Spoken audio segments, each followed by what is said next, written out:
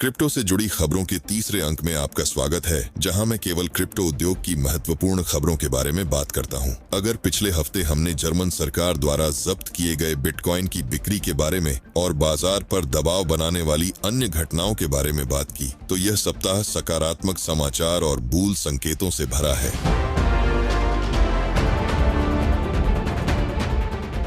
दुनिया भर में स्पॉट BTC एक्टिवेट हो गया है और विशेष रूप से अमेरिकी कंपनियों में वे सक्रिय रूप से BTC खरीद रहे हैं। सप्ताह के अंतिम ट्रेडिंग डे 12 जुलाई को स्पॉट बिटकॉइन फंड्स ने 310 मिलियन की कुल आमद दर्ज की। यह कई पिछले हफ्तों का रिकॉर्ड मूल्य है, जो 5 जून 2024 से शुरू होता है। एक बार फिर ब्लैक रॉक की IBIT crypto currency fund capital लाने में सबसे आगे की थी। पिछले शुक्रवार को निवेशकों से उन्हें 120 मिलियन से अधिक मिला। मैं आपको बताना चाहूंगा कि स्पॉट BTC की अंतरिम कंपनियों की सूची में ब्लैक रॉक, बिटवाइज, ग्रेस्केल आदि जैसी दिग्गज शामिल हैं। वैसे ब्लैक रॉक की बात करते हैं। कंपनी के CEO लैरी फिंक ने स्वीकार किया कि बिटकॉइन को पहले कम करके आंका था। मैंने इसका अध्ययन किया और अब मैं विश्वास के साथ कह सकता हूं कि मैं गलत था। बिटकॉइन एक कानूनी वित्तीय साधन है जो निश्चित रूप से आपके पोर्टफोलियो में होना चाहिए, फिंक ने कहा। उन्होंने बिटकॉइन को डिजिटल गोल्ड भी कहा। खैर, लैरी, क्रिप्टो उत्साही लोगों की साइड आपका स्वागत है। आपने सही विकल्प चुना है।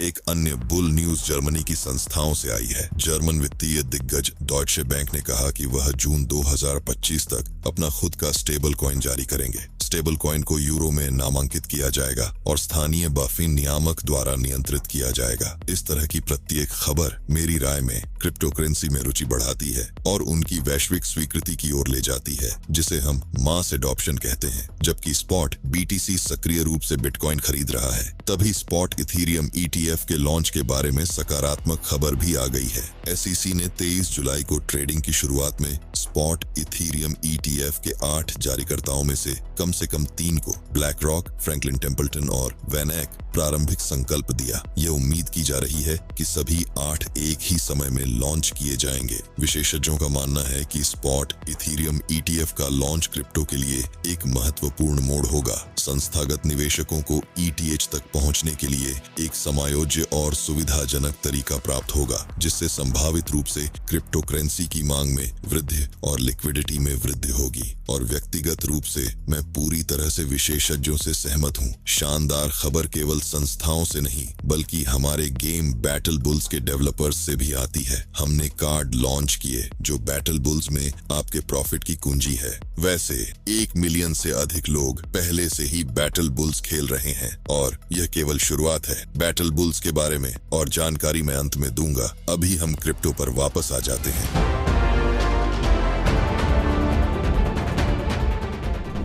अब हम चीन की ओर चलते हैं, जहां से क्रिप्टो करेंसी पर प्रतिबंध को हटाने के बारे में अफवाहें बढ़ रही हैं। अब तक ये केवल अफवाहें हैं, लेकिन मैं व्यक्तिगत रूप से सोचता हूं कि अगर चीन वास्तव में प्रतिबंध को उठाता है तो यह पूरे बाजार के लिए एक बहुत बड़ी प्रेरणा होगी। याद रखें कि 2021 में चीन ने क्रिप्टो करेंसी और माइनिंग पर प्रतिबंध लगा दिया था। फिर प्रतिबंध के कारण बाजार में एक बड़ा सुधार हुआ। इस बीच व्हेल भी सक्रिय हो गए थे। इसलिए इनटू द ब्लॉक के अनुसार उन्होंने बिटकॉइन की कीमत में कमी का लाभ उठाया और पिछले सप्ताह 8 से 12 जुलाई तक वर्तमान दर पर $4.4 बिलियन की 71,000 BTC खरीदी। इसी समय क्रिप्टो क्वांट के विश्लेषकों ने कहा कि क्रिप्टो व्हेल ने अप्रैल 2023 के अंत से अधिकतम गति से बिटकॉइन को बढ़ाया। यह दिलचस्प है कि छोटे व्यापारी हमेशा की तरह बिटकॉइन के रेट के नीचे गिरने से भयभीत थे, जो 2 से 5 जुलाई तक हुआ था, और सक्रिय रूप से सिक्कों को बेचा। निवेशक जो $6,25,510 की राशि में कम से कम 10 बिटकॉइन के मालिक हैं, उन्होंने इसके विपरीत क्रिप्टो करेंसी खरीदी। स्वाभाविक रूप से अमीर लोग सही थे और BTC ने 13 जुलाई को तेजी से उठना शुरू कर दिया और पहले से ही कीमत में 8% से अधिक जोड़ा। दोस्तों, मेरा सुझाव है कि आप बुल की तरह सोचें और कभी भी घबराहट में क्रिप्टो करेंसी न बेचें, बल्कि छूट का उपयोग करें जब हैमस्टर्स सब डंप कर रहे हैं। हाँ, सप्ताह निश्चित रूप से सकारात्मक से भरा हुआ है, लेकिन बस इतना ही नहीं है। इलिनॉइस अदालत ने पुष्टि की कि BTC और ETH कमोडिटी एक्सचेंज पर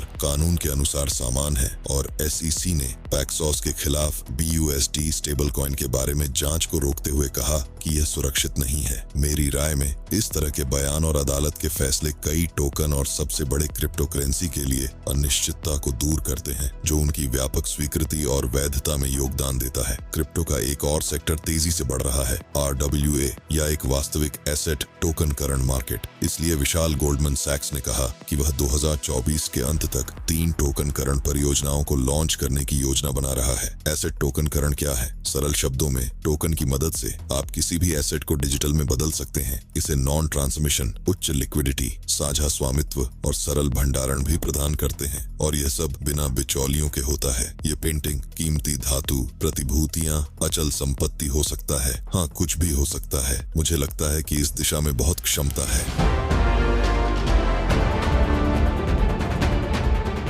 खैर, आज एक से एक शानदार खबरें हैं। यहाँ बाजार में घबराहट खत्म हो रही है। ये डर और लालच के सूचकांक की बहाली की पुष्टि करता है, जिसने भय के क्षेत्र को छोड़ दिया है। और अब जैसा कि वादा किया गया था, बैटल बुल्स के कार्ड पर वापस आते हैं। अब आप एक गेम मुद्रा अर्जित कर सकते हैं और अपना अर्न पर आवर बैलेंस बढ़ा सकते हैं, यहाँ तक कि ऑफलाइन भी। ये महत्वपूर्ण है क्योंकि इसी बैलेंस से एयर ड्रॉप होगा, और यह इसके आकार पर निर्भर करता है कि आपको एयर ड्रॉप के दौरान कितने टोकन मिलते हैं। पहले से ही माइन सेक्शन में आपको विभिन्न श्रेणियों के 70 से अधिक कार्ड मिलेंगे। Technology, lifestyle, business. माइन पर जाएं और कार्ड खरीदें ताकि गेम को वास्तव में लाभदायक बना सकें और बैटल बुल्स से अधिकतम प्राप्त कर सकें। याद रखें कि गेम के साथ काम करने के सभी निर्देश हमारे YouTube चैनल पर उपलब्ध हैं। चलो, इसी के साथ मैं विदा लेता हूँ। अगले सप्ताह ठीक इसी जगह हमारे चैनल पर मिलते हैं।